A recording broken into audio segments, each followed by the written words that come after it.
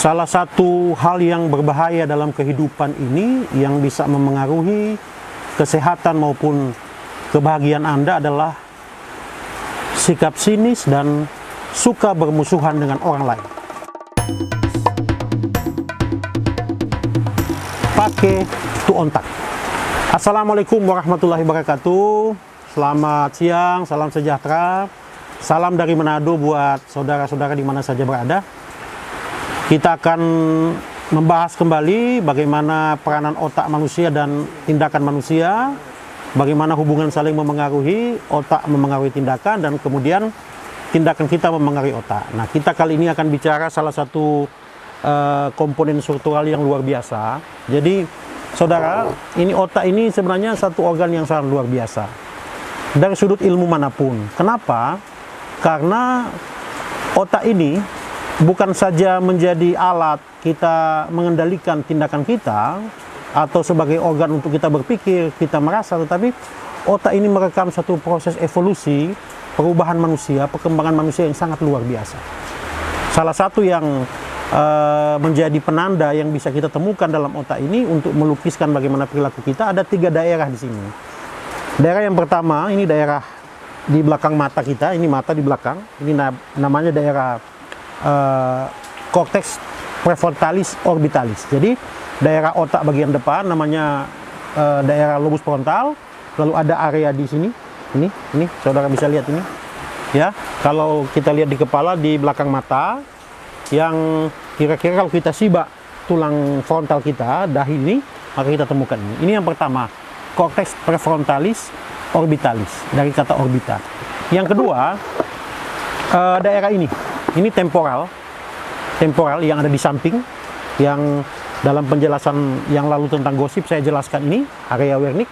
Nah, ada yang namanya polus temporal, ini ujung temporal. Dan kemudian ketiga, ini yang paling menarik. Nah, ini daerah yang maaf saya buka. Ini saudara bisa lihat, ya. Ini daerah yang namanya ini, ya, gyrus singulatus. Di sini ada daerah penghubung saraf yang luar biasa yang namanya corpus callosum, ini di sini menghubungkan otak kiri dan otak kanan, ya.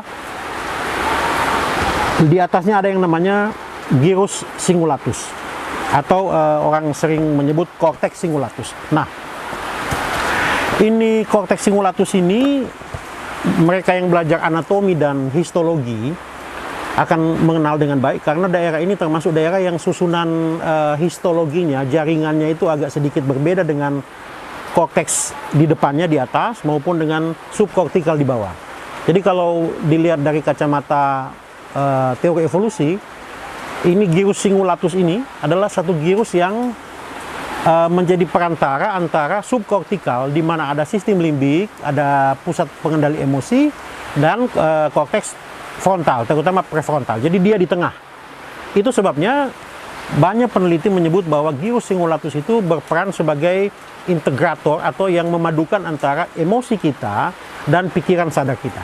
Nah, salah satu sisi buruk daripada korteks singulatus ini, di samping banyak sisi baiknya, adalah apa yang kita sebut dengan perilaku hostility. Nah, saudara mungkin sudah pernah mendengar hostility ini, tapi kalau yang mau mencari rujukannya, Anda bisa baca di beberapa literatur, terutama buat sejawat dokter atau tenaga kesehatan, Anda bisa baca di ICD-10, International Statistical Classification of Disease and Related, yang ke-10, terutama yang codingnya R45.5. Di situ disebut hostility. Suatu bentuk diagnosis yang ada yang kemudian dikasih coding. Tetapi diagnosis hostility ini hanya bisa ditegakkan kalau diagnosa lain itu belum ada. Ya, itu untuk menegakkan ciri-ciri apa? Permusuhan, agresif, cynical ke orang lain, itu dimasukkan kategori hostility, R45.5. Tetapi kalau diagnosa sudah ditegakkan, gangguan mental misalnya, maka diagnosa hostility tidak boleh ada. Apa itu hostility? Nah, ini. Saudara, hostility ini suatu perilaku yang cenderung membawa orang kepada sikap untuk memusuhi orang lain. Sikap memusuhi orang lain dan dimanifestasikan dalam bentuk marah maupun agresif. Oleh karena itu, para ahli terutama yang mempelajari ilmu perilaku dan ilmu neuroscience, itu menyusun 5 tingkat atau 5 tahap daripada orang mencapai hostility ini. Yang pertama itu kalau Anda marah pada orang lain, biasanya Anda itu passive aggression. Pasif, misalnya Anda menyindir, Anda menyampaikan kata-kata yang halus, Anda menggunakan orang lain. Kalau ini nggak berhasil, Anda naik ke tingkat kedua, lebih kasar, yang namanya sarkasme. Anda mulai kasar ke orang lain. Perasaan tidak suka itu Anda wujudkan dengan menyatakan ketidaksukaan. Kemudian yang ketiga, Anda masuk pada sikap yang namanya cold anger. Apa itu cold anger? Anda diam. Jadi saudara, sahabat sekalian, diam ini dalam keadaan marah ini jauh berbahaya sekali. Karena apa? Ini tingkat ketiga daripada kemarahan. Sehingga di dalam masyarakat itu kita lebih suka sebenarnya orang kalau marah itu tunjukkan.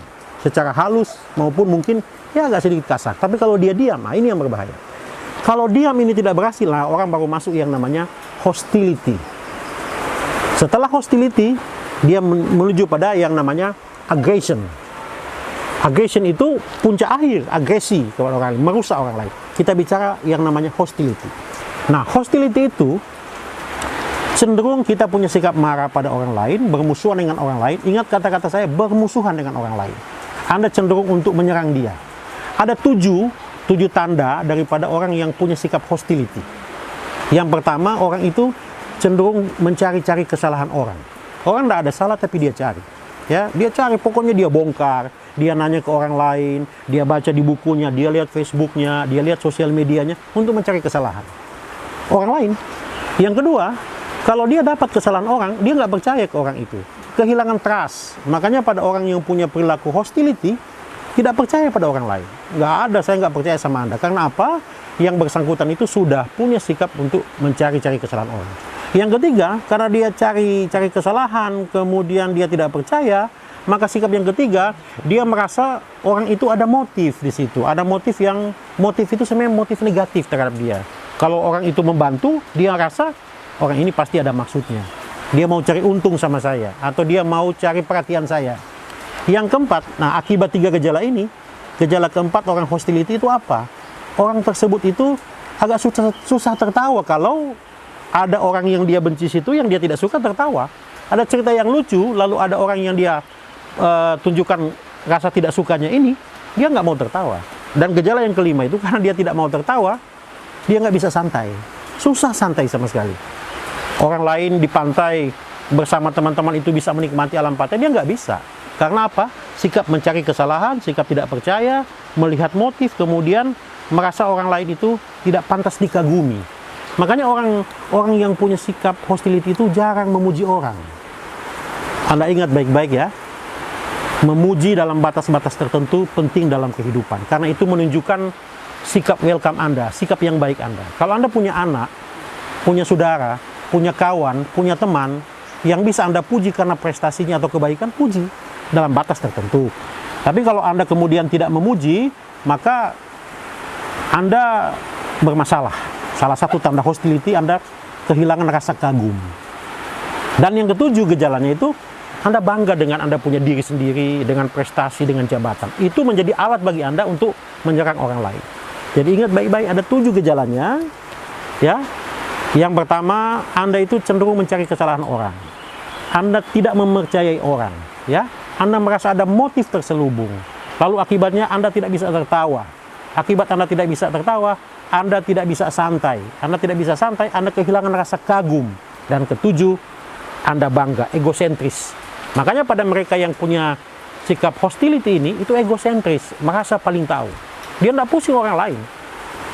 Dia merasa bahwa apa yang diceritakan atau apa yang didiskusikan itu dia paling tahu. Dan tidak pernah mau mendengar orang lain. Tapi yang lebih parah dari situ teman-teman, yang saya lihat akhir-akhir ini kita agak susah, kebiasaan memberikan pujian bagi orang lain untuk pujian yang pantas. Ini masalah yang kecil ya. Kalau trust, kepercayaan, atau mencari motif, barangkali kita agak susah mendeteksi. Tapi memuji orang. Oleh karena itu kan, saya senang melihat orang di sosial media, Facebook misalnya, yang gunakan macam-macam emoticon. Meskipun itu juga tidak melambangkan apa yang ada di hatinya. Tetapi mari kita belajar untuk memberi pujian pada orang yang pantas kita puji dengan pujian yang sepatutnya. Sebab kalau tidak, itu tanda-tanda Anda punya sikap hostility. Dan tahukah Anda, sikap hostility ini menurut banyak riset merusak jantung dan otak Anda. Jantung yang dia bagi apa? Yang dia serang apa? Ini yang dulu kalau teman sejawat dokter atau mereka yang belajar ilmu jiwa tahu, itu yang namanya personality tipe A. Nah, kemudian dikembangkan tahun 10 tahun terakhir itu orang mempelajari yang namanya hostility, suatu sikap bermusuhan pada orang lain. Ya. Jadi, kesimpulannya Anda ingat baik-baik, kalau Anda punya 7 gejala tadi, 7 tanda tadi, Anda itu berarti Anda orang yang secara psikososial mudah menderita sakit jantung dan mudah terganggu dalam otak Anda. Oleh karena itu, jauhi sikap sinis. Apa itu sinis? Sinis itu kalau diekspresikan dalam bentuk fisik itu mencibir. Ataupun secara verbal, Anda tunjukkan, apa dia dibikin? Apa yang dia lakukan? Kata orang Manado, tidak ada artinya yang dia bikin itu. Mencibir adalah suatu ekspresi sinis. Begitu Anda punya sikap sinis, ya, Anda ekspresikan dalam bentuk marah. Dan terakhir, agresi. Itu hostility namanya. Tetapi sekali lagi saya ingatkan, kan tadi saya jelaskan ada 3 bagian otak ya, cortex prefrontal orbitalis muka, polus temporalis, dan kemudian cingulatus. Cingulatus ini kalau rusak, antara lain karena sifat itu, maka interaksi antara kecerdasan Anda dan emosi Anda tidak padu. Itu sebabnya, teman-teman, saudara, orang yang suka bermusuhan dengan orang lain itu daya pikirnya, daya nalar tidak match sama emosinya. Dia boleh memuji Anda, mantap. Tapi kalau Anda lihat ekspresi wajahnya, tidak ada. Gyrus cingulatusnya ini, korteks cingulatusnya ini agak terganggu atau hiperaktif secara fisiologi. Mungkin anatominya tidak rusak, tapi fisiologinya, kinerjanya terganggu. Orang itu kan mestinya kalau dia memuji misalnya suatu produk daripada kecerdasan, nalar, dia memuji, maka emosinya itu berbinar. Tapi kan kita hari ini, banyak di antara kita, entah kenapa, orang kehilangan kebiasaan memuji orang lain dalam batas-batas tertentu. Tentu pujian yang berlebihan hanyalah untuk yang maha kuasa, tetapi antar manusia harus punya sikap itu. Karena sikap itu akan menandai 6 sikap yang lain. Makanya teman-teman sekalian, hostility itu lebih dari sekedar emosi biasa. Makanya kita yang mempelajari tentang otak, melihat hostility itu 3 bagian. Dia lebih dari sekedar marah. Kalau marah kan sejenak. Tapi kalau hostility itu bertahan lama. Makanya salah satu beda hostility dan marah itu dari segi waktu. Kalau Anda punya sikap hostility, sikap suka bermusuhan dengan orang lain, Anda cenderung menjadi pendendam. Dan kalau Anda pendendam, mental, spiritual, fisik Anda rusak. Oleh karena itu, pakai to ontak. Assalamualaikum warahmatullahi wabarakatuh.